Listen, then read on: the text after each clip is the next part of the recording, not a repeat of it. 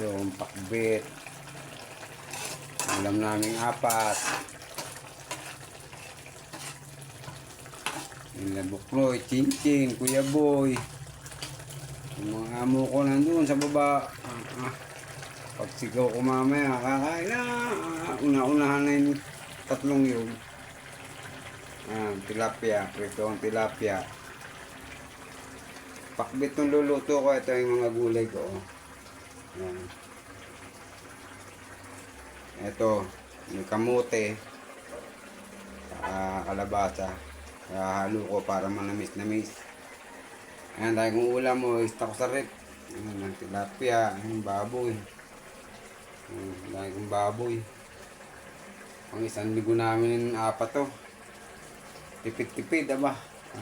Wala natitira sweldo. Bayad akong 2,000 sa baboy.